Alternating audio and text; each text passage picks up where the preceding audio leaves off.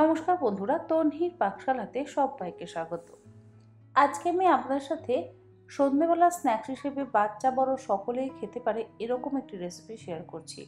বাটিতে নিয়ে নিলাম 1 কাপ পরিমাণে ময়দা, এর মধ্যে দিয়ে দিলাম হাফ চা চামচ পরিমাণে লবণ আর ময়ানের জন্য 3 টেবিল চামচ পরিমাণে সাদা তেল ব্যবহার করছি।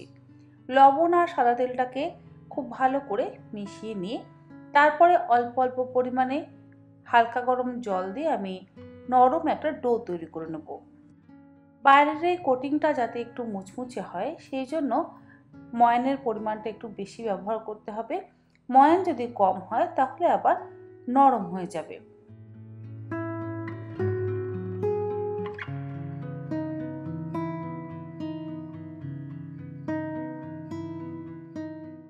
ময়দার ডো ভালো করে মাখা হয়ে যাওয়ার পর ঢাকা দিয়ে মিনিট 10 রেখে দেব। অপরদিকে একটা পুর তৈরি করে নেব। তার জন্য ফ্রাই প্যানের মধ্যে দিয়ে দিলাম 2 টেবিল চামচ পরিমাণে সাদা তেল। তেল ভালো মতন গরম করে নেওয়ার পর এর মধ্যে আমি 250 গ্রাম পরিমাণে বোনলেস চিকেনের ব্রেস্টের পিস ছোট টুকরো করে কেটে নিয়ে দিয়ে দিলাম। পিসগুলো যত ছোট হবে তত কিন্তু ভালো হবে। আর দিলাম 1 টেবিল চামচ পরিমাণে আদা রসুন বাটা। গ্যাসের ফ্লেমটাকে হাইতে করে দিয়ে আদা রসুন বাটা দিয়ে মাংসের টুকরোগুলোকে খুব ভালো করে ভাজা ভাজা করে নিচ্ছি।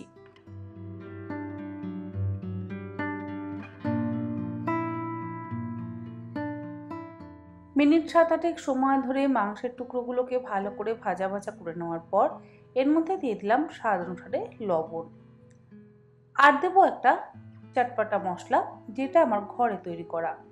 1/4 চা চামচ পরিমাণে জিরে গুঁড়ো, 1/4 চা চামচ পরিমাণে ধনে গুঁড়ো, তার মধ্যে একটু চাট মশলা, অল্প একটু লবণ আর কাশ্মীরি লঙ্কার গুঁড়ো এবং একটু গোলমরিচের গুঁড়ো দিয়ে একসাথে ভালো করে মিশিয়ে নিয়ে ভেজে নেওয়া মাংসের টুকরোগুলোর মধ্যে দিয়ে আবারও গ্যাসের ফ্লেমটাকে মিডিয়ামে করে নিয়ে খুব ভালো করে ভাজা ভাজা করে নিচ্ছি।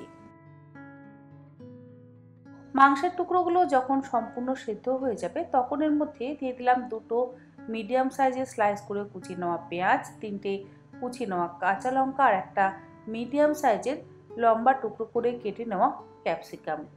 এর মধ্যে আপনারা চাইলে আরও অন্যান্য সবজি ব্যবহার করতেই পারেন। হাই ফ্লেমে এই সমস্ত সবজি দিয়ে মাংসের টুকরোগুলোকে মিনিট 3 সময় ধরে ভেজে নেব। সবজির মধ্যে যাতে একটু ক্রাঞ্চিনেস বজায় থাকে সেই জন্য কিন্তু আমি সবজিগুলো একদম শেষে ব্যবহার করলাম। যদি শুরুতে সবজিগুলোকে ভেজে নিয়ে তারপর তার মধ্যে মাংস দিয়ে আমরা এই পুরটা তৈরি করতাম তাহলে সবজিগুলো ভীষণই নরম হয়ে যেত, আর সবজি নরম হয়ে গেলে খেতে কিন্তু একেবারে ভালো লাগে না। তাই মাংসটা ভালো করে ভাজা হয়ে যাওয়ার পর এর মধ্যে সবজিগুলো দিয়ে 2-3 মিনিট ভেজে নিয়ে একদম শেষে দিয়ে দিচ্ছি 1/4 চা চামচ পরিমাণে গোলমরিচের গুঁড়ো আর সামান্য একটু কাশ্মীরি লঙ্কার গুঁড়ো রঙের জন্য। সমস্ত কিছু দিয়ে আবারও ভালো করে ভাজা ভাজা করে নিলে তৈরি হয়ে যাবে আমাদের পুর।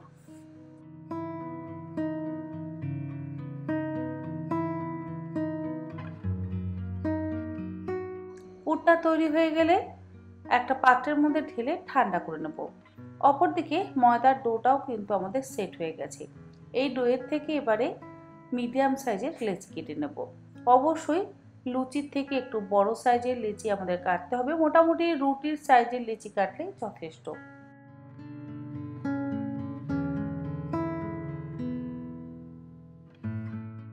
লেচি কেটে নেওয়া হয়ে যাওয়ার পর হালকা হাতে চাপ দিয়ে আমি পরোটার মতন বেলে নিচ্ছি।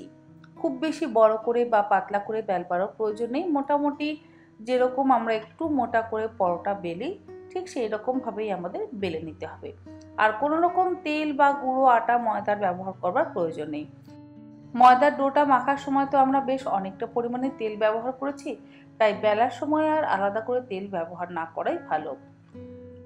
রুটিটা মোটামুটি একটু বড় সাইজের করে বেলে নেওয়া হয়ে গেলে একটা প্লেটের ওপরে রেখে দিলাম।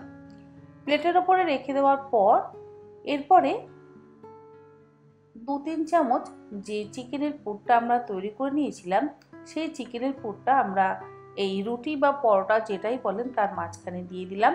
যদি পরিমাণে একটু বেশি হয়ে যায় তাহলে বের করে নেওয়াই ভালো, কারণ পরিমাণে বেশি হয়ে গেলে বা মাংসের টুকরো যদি একটু বেশি বড় থেকে যায় তাহলে দেখবেন ফোল্ড করতে সমস্যা হবে।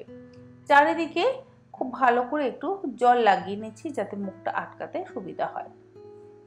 পুরটা ভরে দেওয়ার পর এবারে আমি এইভাবে ফোল্ড করে নিচ্ছি। ফোল্ড করে নেওয়ার পর দুটো সাইড খুব ভালো করে আটকে দেব। আটকে দিয়ে তারপরে যেভাবে আমরা পুলি পিঠে ডিজাইন করি সেই রকম ভাবে ফোল্ড করে দিলে দেখবেন ভাজার সময় ভেতরে তেল ঢুকেও যাবে না, আর ভেতর থেকে কোনো রকম মশলা বাইরে বেরিয়ে কড়াইয়ের তেল নষ্টও করবে না। তাই মুখটা খুব ভালো করে আটকানো অত্যন্ত প্রয়োজনীয়। এইভাবে আমি ফোল্ড করে দিচ্ছি, ঠিক যেমন গুজিয়া বা দুধ পুলির ফোল্ড করি। ফোল্ড করে নেওয়া হয়ে যাওয়ার পর একই রকমভাবে সবকটা আমি তৈরি করে নেব। আর ভাজবার জন্য কড়াইতে দিয়ে দিলাম বেশ কিছুটা পরিমাণে সাদা তেল। গ্যাসের ফ্লেমটাকে হাইতে করে দিয়ে তেলটাকে খুব ভালো করে গরম করে নেব। তেল গরম হয়ে গেলে একটা একটা করে চিকেন পুলি বা ভাজা পুলি গরম তেলের মধ্যে দিয়ে গোল্ডেন ব্রাউন করে উল্টে পাল্টে ভেজে নেব। হাই ফ্লেমে ভাজলেও কোনো সমস্যা নেই, কারণ ভেতরের চিকেন তো আমাদের একদম সেদ্ধ করাই আছে। তাই আমি এটা মিডিয়াম টু হাই ফ্লেমে ভেজে নিচ্ছি। উল্টে পাল্টে গোল্ডেন ব্রাউন করে ভেজে তুলে নিলেই এই চিকেন পুলি বানিয়ে খাওয়াতে পারেন। আজ তাহলে এই পর্যন্ত। আবার হাজির হয়ে যাব অন্যদিন অন্য কোনো আরও একটি নতুন ধরনের রেসিপি নিয়ে। ভালো থাকবেন, সুস্থ থাকবেন। ধন্যবাদ।